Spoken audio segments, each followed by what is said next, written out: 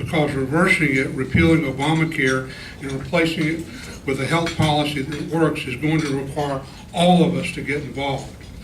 We're going to need to speak with our colleagues, our partners, our customers, our employees, and make certain they understand the consequences of this health program and what they need to do to stop it. Grace Marie Turner is well qualified to talk about this issue. She was one of the leaders who helped block Hillary Care nearly 20 years ago and has continued to take the lead in trying to find market-based solutions to America's healthcare challenges. She speaks and writes extensively about incentives to promote a more competitive, patient-centered marketplace in the health sector, regularly testifying before Congress. She has been published in major newspapers, including the Wall Street Journal and USA Today, and has appeared on ABC's 2020 and literally hundreds of radio talk shows. Along with several colleagues, she is a co-author of Why Obamacare is Wrong for America, the first in-depth examination of the impact of the new national health care law on American individuals, families, and businesses. It is a book that everyone in America should read, providing essential information on what is in the new health care law, how it will affect you and your employees, and what we can do about it. We're taking orders for this book and we'll arrange for it to be shipped to you within the week. Please welcome Grace Marie Turner.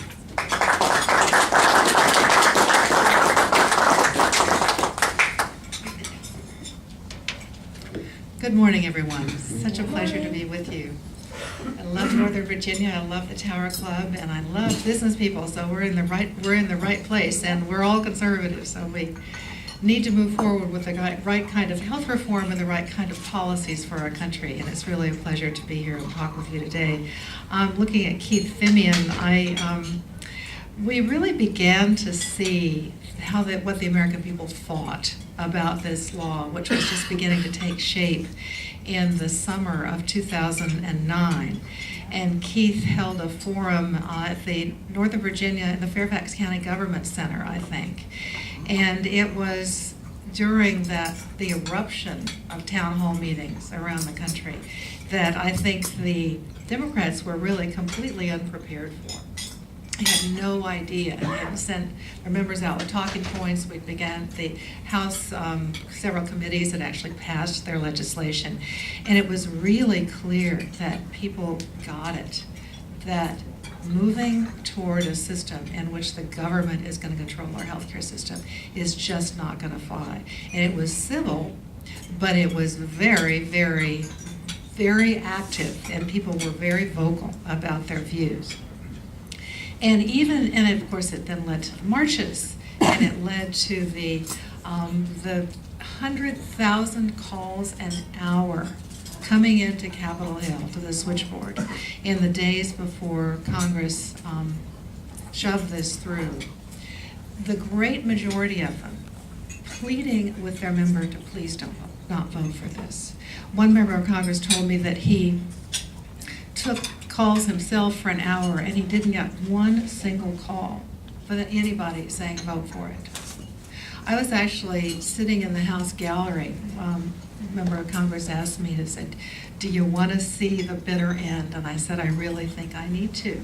And it was absolutely astonishing to me to listen to the last 5 hours of floor debate and the complete disconnect with people who were justifying their votes on the Democratic side of the aisle. And Pelosi was there, just mostly trying to reassure the women members of her caucus, because, as you know, the reason it went over the top was because the president signed an executive order prohibiting funding for abortion. And a lot of her Democratic women members were very upset about that. But the glad-handing, and they were saying, this is going to provide coverage for everybody. This is going to lower health care costs. This is going to reduce our deficit. And the Republicans were saying, not only is that not true, this is an affront to the relationship between people and their government. we are now going to be subjects to the federal government, pleading for our health care rights and pleading for Congress to pass a law to protect us. And the American people still get it, but I think they've been quiet over these last really few months, because what can they do? There was actually a poll by Kaiser Health News recently. Of course, the House has passed a bill to repeal it, failed in the Senate. We've had two major court cases, including the one that 26 states have joined, the Florida case, that have declared it unconstitutional. And Judge Vincent's opinion, I'm telling you, it is really solid, where he says, not only do I have to declare the individual mandate unconstitutional, but I therefore, government's telling me 14 times that you have to have the individual mandate for the whole thing to work, so I have to declare the whole law unconstitutional. So that's going to very likely make its way through the Supreme Court. Likely, we think it's got to go through the appeals courts probably this summer, maybe the last court decision that the Supreme Court issues in the summer of 2012. The betting is that it's going to be a 5-4 decision, so that Justice Kennedy is really going to be the key deciding vote of whether or not we become subjects to our government and lose our freedom. If the government can tell us that we have to buy health insurance and spend a significant amount of our resources on this policy. The Congressional Budget Office expects that the policies are going to cost about $20,000 a year for a family, because you know that the government is going to require a very generous benefit package to be included in this mandate. And the subsidies are only going to be available for people purchasing private coverage to about 19 million people. 111 million people are in the categories that would qualify for the subsidies, up to $88,000 a year for a family to get subsidies to purchase health insurance. A, we can't afford that. And B, people are really going to get sticker shock when they realize that this is going to be the first or second most expensive item in their family budget, and the federal government is going to require them to purchase it. Alyssa Mead, who's an analyst for McKinsey & Company, has said that she believes that as many as 80 to 100 million people are going to lose the coverage they have now as a result of this law. How many of us heard, if you like your coverage, you'll be able to keep your coverage. If you like your doctor, you'll be able...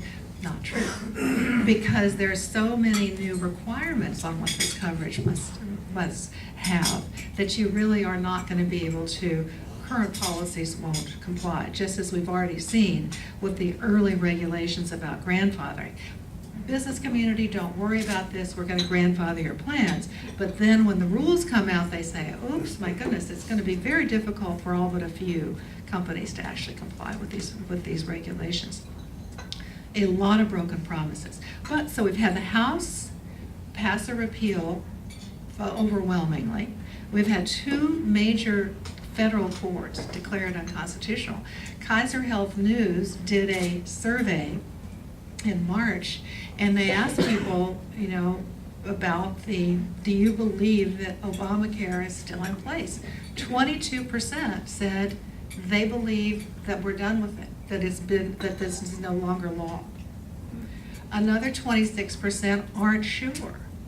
Only 52% of Americans know that Obamacare is still in place. So here's the strategy. We all know that the 2010 elections were about this law. People were incensed. Seniors came out in hugely disproportionate numbers to vote against whoever had voted for this law. And I think it was a decisive issue. Pat Cadell, a Democratic pollster, said on Fox News the day after the election, he said, it was Obamacare that killed our candidates. It was the reason that there are 87 new Republicans elected to Congress. Is the reason that they have such a strong majority. And so what do they do? I haven't seen this memo, but I know what the memo says that Pat Cadell and the other Democratic strategists have sent to the president about health care. It said three things. First of all, it said, stop talking about this issue. Every time you talk about Obamacare, your poll numbers go down, and you tick people off, and you remind people that it's still in place. So whenever you can, don't talk about it. How many of you have heard the president give a speech on health care in the last 4 months? Nobody. If you have to talk about it, talk about the small stuff. Talk about 26-year-olds being on their parents' policies, free preventive care, the insurance regulations. And third, if anybody raises a fuss, give them a waiver. The McDonald's waivers. And a lot of people think that McDonald's employees and a lot of labor unions, several states, including Maine, have gotten waivers from Obamacare. They haven't. They've gotten a waiver from having their so-called mini-med policies. These are policies that are often offered to lower income workers because they just can't afford to offer them a $20,000 policy for somebody that you can only pay minimum wage to. And so they have so-called mini medical policies that have caps on what can be covered. Well, starting now, the law says that you have to have at least $750,000 worth of coverage in your insurance. And said we can't do that. It's too expensive. So they got a waiver. So the states have said, Arizona said, we have to be able to cut some folks from our Medicaid rolls because we can't afford to pay it. Arizona, you get a waiver. They've been starting to give waivers to make Medicare Advantage payments. They really actually, I think in many cases, violating the law itself by saying they're actually going to pay Medicare Advantage firms more money, even though the cuts to Medicare Advantage are a huge part of their pay for. So that's the strategy. Don't talk about it. If you have to talk about it, talk about the small stuff. A lot of people are starting to think, if it was really only 26-year-olds on their parents' policy, what was the big deal? Why were we all so upset? And I'm going to get a waiver anyway. This is America. I'll figure out how I'm going to be able to get out of this. So I think it's died down as an issue, which to me is really frightening. Because this is our issue, and they are doing everything they can to try to take it away from 2012. This thing is coming at us like a freight train. When we see this light at the other end of the tunnel, it is a freight train coming at us. And all of the provisions which we describe in the book, and obviously we wrote the book because I'm passionate about this issue, and I felt people really do need to know what's in this law. People say, I don't know what's in the law. And so HarperCollins, a big New York publisher, said, we think people need to know also. So we organized it in a way that tells people how this is going to affect you as families and young people and senior citizens, people with health problems, vulnerable Americans, taxpayers, employers, employees, what this means to your constitutional rights. So it really is organized and it's very accessible in a way to really help people understand what's in the law. I think it's crucial that people know what's coming. It's not just the individual mandate. For businesses, what was the major issue that everybody wanted to deal with? Cost, right? We want to make sure that that health coverage and health care is more affordable. What does this law do? Even the administration now says, well, of course it's going to increase government spending. Mike Pence from Indiana said, only in Washington would you pretend that you can spend another $1 trillion and reduce the deficit. Does that make any sense to anybody? No. And people get it, that that's just not feasible. But yet that was one of the many promises made to try to get this law passed. That we can spend more money, create 2 new entitlement programs when we can't afford the entitlement programs that we have today, and save the federal government money. Congressional Budget Office, before the law was passed, said that the cost of a policy, it's not $20,000 is sort of the average for employment-based policies, but it said if you're in the individual market, that the family policy that you would have been able to get in 2016 for about $13,100 is because of Obamacare going to cost you $15,200, which is a $2,100 increase because of this law. So the president said that he's going to reduce our health care costs by the average family by $2,500 a year by the end of his first term. What this means is that he's missed the mark by $4,600, $2,100 more for the health insurance, promising people that they get a reduction of $2,500. Now, some people are going to qualify for subsidies, but here's the other deal about this. So cost ain't going to happen. It's not going to lower cost to the taxpayer. It's going to increase the deficit enormously. Doug Holtz-Aiken, by the way, former director of the Congressional Budget Office, has done an analysis of what he believes is really going to happen with the exchanges for individuals and workers in the subsidies. That if a significant number of people who are eligible for these subsidies wind up in these exchanges, not just the 19 million people the Congressional Budget Office expected, that this is going to cost us an additional $1.5 trillion. The first year 10-year spending, because they were juggling the numbers. It's a lot of funny budgeting to get this passed. 6 years worth of spending, 10 years worth of taxes. How many of us would apply for a mortgage and then start paying our payments and then they tell us we can move into the house in 4 years? That's basically what they've said. And so all of this funny budgeting, when you really count the first 10-year cost of actual spending, $2.5 trillion. So you add to that this new entitlement program. And then on top of that, the new long-term care program, the so-called CLASS Act, which is a legacy for late Senator Ted Kennedy, that even Secretary Sebelius has said is a Ponzi. She said this is going to have serious problems because it's just not financially sustainable. The Democratic chairman of the Senate Budget Committee said it's a Ponzi scheme that would make Bernie Madoff proud. So this is one of the new entitlement programs we've created an entitlement program that is open-ended for these subsidies. If you make less than $88,000 a year, you're going to be eligible for taxpayer subsidies. And the Congressional Budget Office assumed that all employers are going to keep providing insurance, that you're going to provide the subsidies for your employees to make sure that they can afford this expensive new insurance, because obviously, remember the individual mandate, we're all required to buy the coverage that satisfies the government mandate.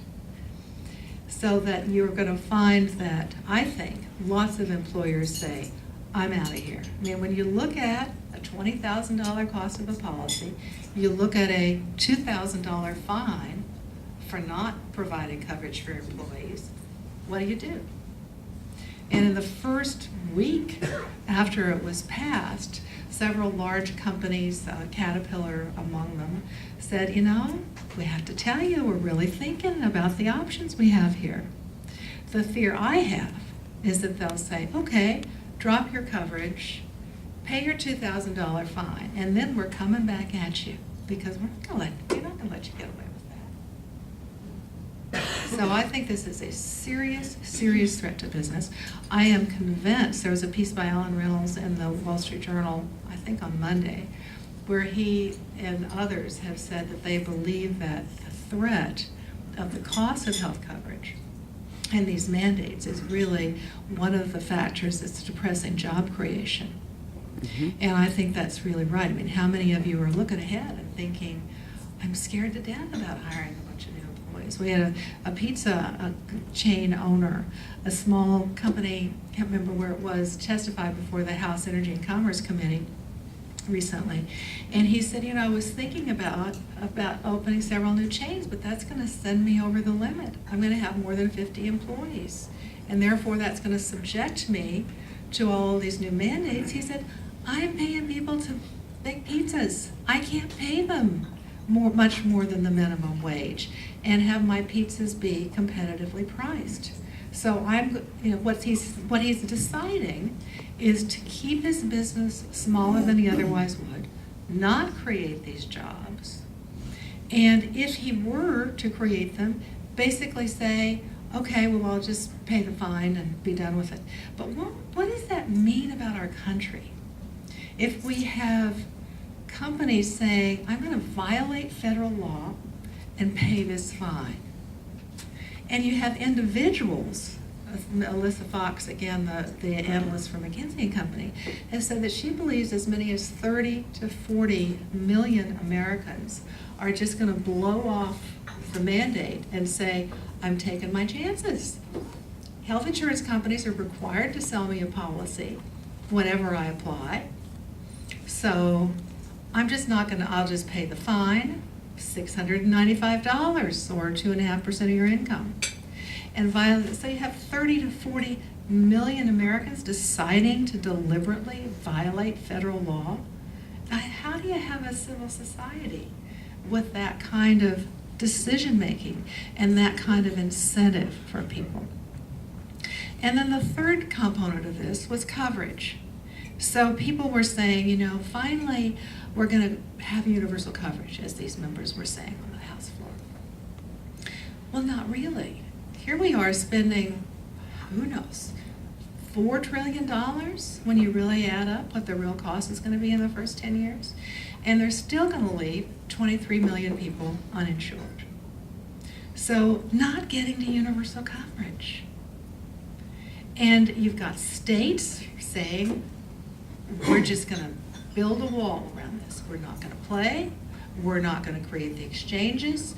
We're going to pass constitutional amendments or legislation that says that you can't come in and force us to do this. The other, I think, really unconscionable thing about this, and then I want to take your questions, is what this is going to do to vulnerable Americans. The chief of medicine at Johns Hopkins is a man named Dr. Ed Miller. And he wrote an article before this was passed saying, please don't add 16, 20, probably 25 million more people to the Medicaid program. We can't handle the Medicaid patients we have today. What this is going to mean, not only is it going to bankrupt states, but it's also going to mean that the people who are on Medicaid today, on the lowest end of the income scale, are going to be the ones that have the hardest time getting coverage. Already extraordinarily difficult in many states for people to find a specialist if they're in Medicaid. That's why they go to hospital emergency rooms, because they know if they wait long enough, they'll eventually be seen. But under this program, when you add 25 million more people to Medicaid will have 87 million people in it by the end of this decade, if this law goes into effect. Medicaid pays, again, doctors so little that they really can't afford to see patients. And then with Medicare, the cuts built into this law. So what do? How are they paying for this? One of the ways they're paying for it is $500 billion in cuts to the Medicare program. Curl and I talked about this a lot before. It's just not going to happen. I mean, you can't cut Medicaid payments to doctors to less than Medicaid is paying doctors today. And yet the chief actuary for Medicare says that's the track we're on. So the Medicare, seniors on Medicare would have an even harder time finding a physician than they do today. And what is this doing to the practice of medicine? How many of you know doctors? Do we have any physicians? I'm telling you, every physician I'm talking to is saying, I'm trying to figure out how to get out of the practice sooner than I otherwise would. 60% of doctors are thinking of leaving practice early. They don't want to play under these rules. They've got a lot of new requirements that they've got to. They don't want to practice the cookbook medicine. They don't want the fines and the threat of government telling them they have to practice medicine. They don't want to have to be part of these new accountable care organizations where seniors are going to be automatically enrolled and not told that the health plan and the doctors that they're contracting to are going to have an incentive and almost an imperative to deny care and deny coverage. We have to defeat this. And I'm telling you, there's a really good bench on Capitol Hill. I mean, we've got Speaker Boehner, I think, is doing a tremendous job in trying to juggle the different forces that he's dealing with. But when you look at the Paul Ryans, Tom Price, the physician from Georgia who's in leadership, Kevin McCarthy, the chief whip, the terrific Jeb Henserling, you've got a sort of a second tier of people who have been working their way up the chain, who are really solid conservatives. And also, I see some of the best high-quality staff people on Capitol Hill that I have seen in a decade or two. These are really quality people who've said, this is when it counts. We really have to figure out how we're going to reverse this. They're doing everything they can to defund it, to delay provisions, to repeal some provisions like the 1099 provision, to expose what's really going to happen and the consequences of this. But we need to encourage them. We need to let them know that we understand this really does need to be the key issue of 2012. People can't go to sleep on this. This is our issue. And it could be the issue that makes the difference in 2012. But not if people think it's already been repealed. If the Supreme Court does vote that it's unconstitutional, it's likely just to vote that the individual mandate is unconstitutional, the rest of it stands. And we cannot repeal this without a new president. I don't see any way the numbers can work to get to the 2/3 majority of both the House and Senate that would be required to override a presidential veto. The president will absolutely veto any measure to repeal this law. It's coming at us like a freight train, and we really have to work and do everything we can to undo this law and to repeal it and to elect a president that will sign the law in the first days of the 112th Congress to repeal Obamacare. So with that, let's take, I think we have maybe about 15 minutes for questions, so help me.